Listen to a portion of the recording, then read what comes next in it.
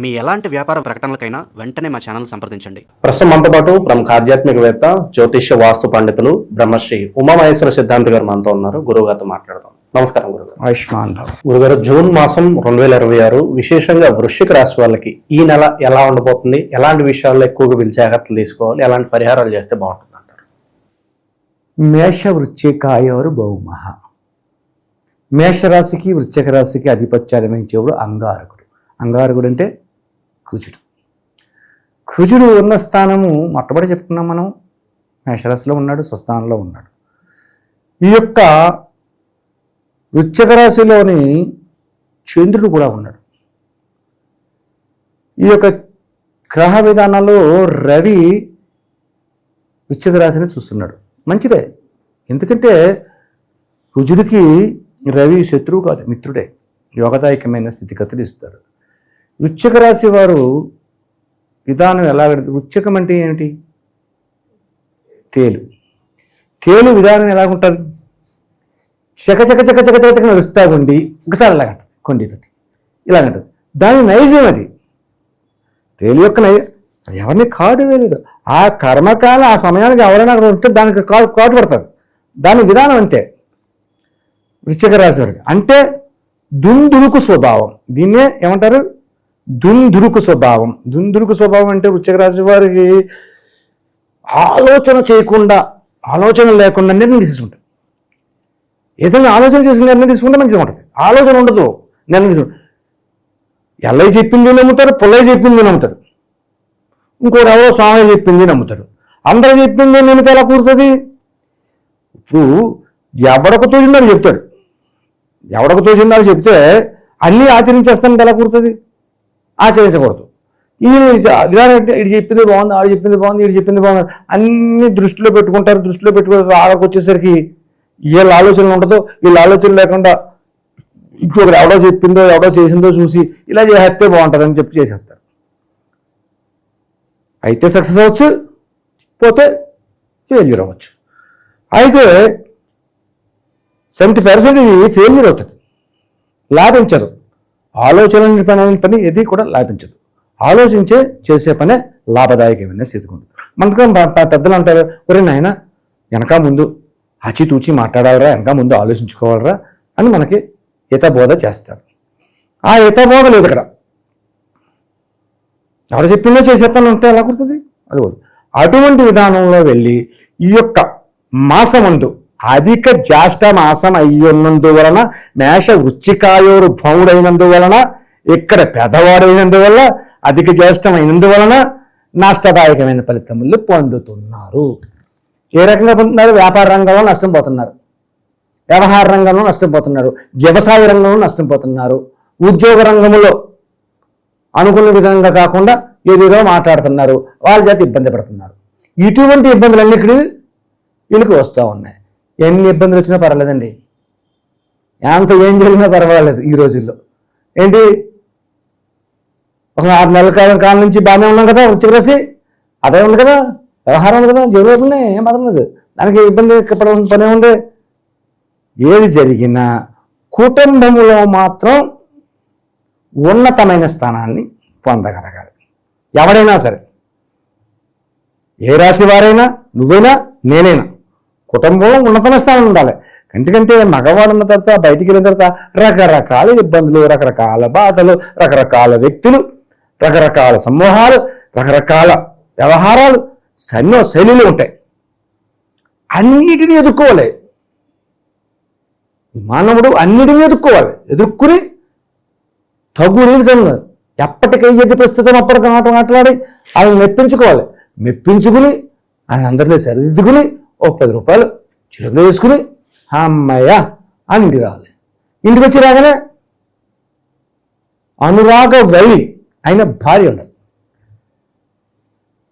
లేకుండా ఎక్కడికి వెళ్ళావు ఎంతసేపు అనే ప్రశ్న ఎప్పుడైతే ఎదిరిందో, ఇది బయటపడ్డది ఎంతైతే ఉందో దానికి 3 అంతలు ఎక్కువైపోయినారు. అటువంటి భావన వృశ్చిక రాశి వారికి, అటువంటి భావన వస్తుంది. అంటే భార్యాభర్తల మధ్యన సరైన అవగాహన లోపించింది ఈ మాసములోని. ఎప్పుడైతే అటువంటి లోపం వచ్చిందో అనేక రకాల తప్పులు చేస్తారు. అవకతవకలు ఎక్కువ చేస్తారు తప్పులు. అటువంటి తప్పులు జరుగుతున్నందువల్ల ఏ పని చేసినా ఉన్నతమైన స్థానానికి వెళ్ళారు. సరే, కుజుడు ఉన్నతమైన స్థానంలోనే ఉన్నాడు కదా, యోగదాయకమైన పరిస్థితుల్లోనే ఉన్నాడు కదా అనే పరిస్థితి వస్తే, చంద్రుడు ఎప్పుడైతే వృశ్చిక రాశిలో ఉన్నాడో చంద్రుడికి పూర్ణచంద్రుడు అయినా మనం చెప్పుకున్నాం, బహుళపక్ష కృష్ణపక్ష పద్యన్నాడు, పౌర్ణమి మరుసటి రోజు పూర్ణచంద్రుడు ఎక్కడున్నాడు? వృశ్చిక రాశిలో ఉన్నాడు. చంద్రుడు వృశ్చిక రాశి ఏమైంది? నీచస్థానం అయిపోయింది. నీచస్థానం అయిపోయింది అంటే నా తత్వం పోయింది కదా, నీచంలో ఉన్నది అంటే భార్యాభర్తల మధ్యన అవగాహన లోపిస్తుంది కదా. దాని గురించి ఉన్నతమైన స్థానాన్ని ఆలోచించుకునే స్థితిగతులు తెచ్చుకోవాలి. ఇక్కడ చంద్రుని ఏ గ్రహం చూస్తుంది, వీక్షణ చేస్తుంది? రవి చూస్తున్నాడు. రవి చూస్తున్నాడంటే వృశ్చిక రాశికి రవి స్థానమైన సింహరాశి రాజ్యస్థానం అయింది. వృశ్చిక రాశి వారికి రవి స్థానం రాజ్యస్థానం అని లైఫ్ సెటిల్మెంట్ అయ్యే స్థానం. ఆ స్థానంలో కేతు ఉన్నాడు, ఆల్రెడీ మనం చెప్పుకున్నాం. ఇవన్నీ అవగాహన విధానాలు మనం లెక్కేసుకుంటే వచ్చిన విధానం ఏమైంది? భార్యాభర్తల మధ్యన అవగాహన పోయింది, యోగదాయకాన్ని లేకుండా పోయింది. అటువంటిది పెంపొందించుకోవాలి. ఇక ఇందులో ఉద్యోగ రంగం వారు ఉన్నారు, పోలీసు వారు ఉన్నారు, లాయర్లు ఉన్నారు, డాక్టర్లు ఉన్నారు. వృశ్చిక రాశి అనగానే ఇటువంటి వాళ్ళు ఉంటారు. మిలిటరీ రంగం ఉన్నది, మీడియా రంగం ఉంది, ఇటువంటి వాళ్ళంతా చాలా ఎక్కువ ఉంటారు. సినీ ఫీల్డ్ ఉంది, గొప్ప గొప్ప వాళ్ళకి వీళ్ళందరూ నేను చెప్పిన పేర్లన్నీ గొప్పయే. లాయర్ అంటే మాటల వాక్కు, మిలిటరీ అంటే మామూలా దేశరక్షణ, పోలీసు రంగం బాధ్యతాయుతమైంది, సినీ రంగం మనకందరికీ అవగాహన పెంపించేది, అవగాహన తగ్గించేది కూడా, రెండును. ఇటువంటి గొప్ప గొప్ప వాళ్ళందరూ కూడా ఉండేదే.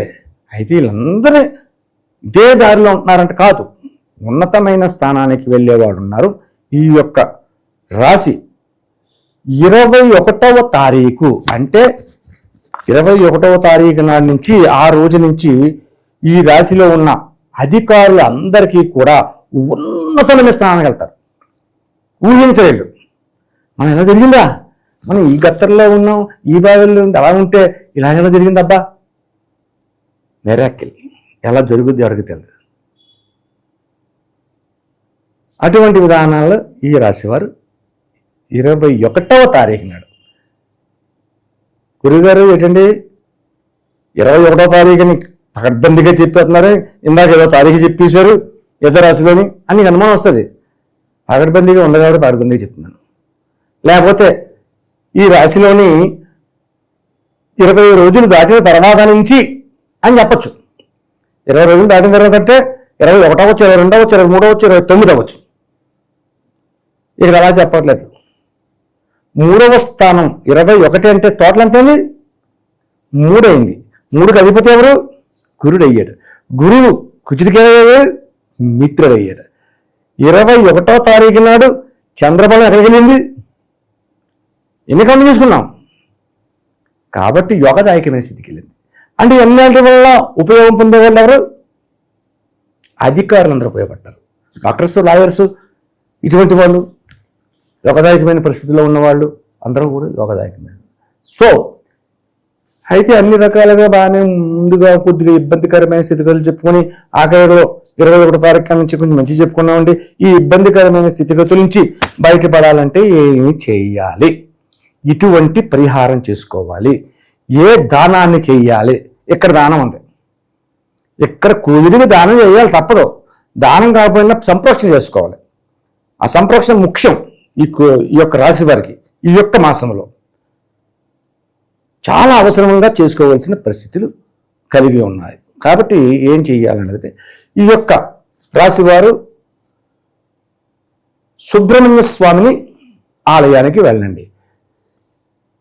11 మంగళవారములు లేకపోతే 7 మంగళవారం, 7 మంగళవారం కానీ 11 మంగళవారాలు కానీ ఏదోటి పాలాభిషేకం చేపించండి. అది జరగాలి. అది జరిగిన తర్వాత ఒక మంగళవారం నాడు ఉదయాన్నే దోసిటి ఇలాగ పట్టండి. దోసిటి నిండుగా కందులు వేయండి.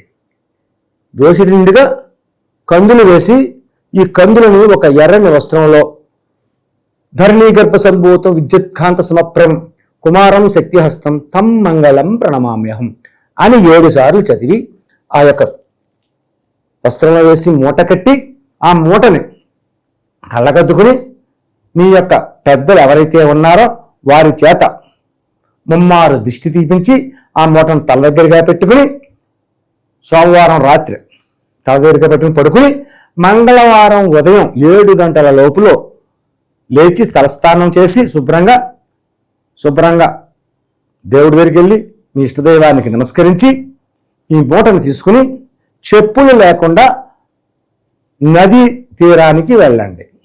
చెరువు, నది, పంట కాలువ ఏదో ఉంటుంది కదా, అక్కడికి వెళ్ళిన తర్వాత ఈ మూటని విప్పి మోకాళ్ళు దగ్గర లక్కలు పాదాలు తెరిచి దాని వరకు నీటిలో దిగి ఆ గంగాదేవికి నమస్కరించి ఈ మూటని విప్పి ఆ మూటను నమస్కరించి మీ మనసులో ఉన్న కోరికని చెప్పి అది అందులోని మళ్ళా కుజ స్తోత్రాన్ని చదవాలి.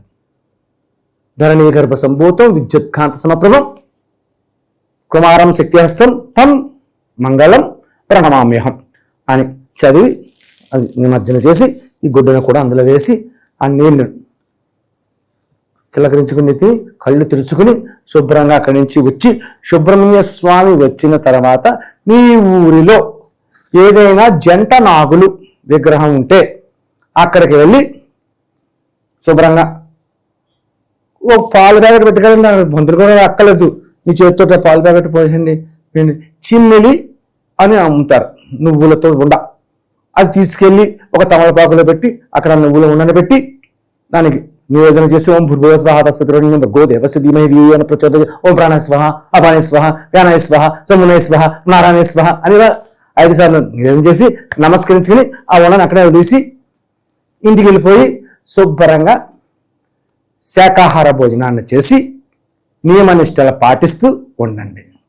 ఇది ఎప్పుడైతే మంగళవారం ఒక చేస్తే చాలు ఈ యొక్క అపదోషాలు అన్నీ తొలగి యోగదాయకమైన స్థితిగతులకు పొందుతారు. అంటే సుబ్రహ్మణ్య పాలాభిషేకం కావాలి, ఇక్కడ నువ్వుల తోటి ఉండతోటి ఇది చెయ్యాలి, ఉన్నతమైన స్థితి కందులు మంగళవారం చేయాలి, నిమజ్జనం సంప్రోక్షణ అంటారు. అటువంటిది ఎప్పుడైతే ఒకసారి చేస్తారు ఉన్నతమైన స్థానానికి ఈ వృశ్చిక రాశి వారు చేరుకుంటారు, అఖండమైన విజయాల్ని పొందుతారు. మంచి విశ్లేషణ అందించారు, ధన్యవాదాలు. ఆయుష్మాన్ భవ.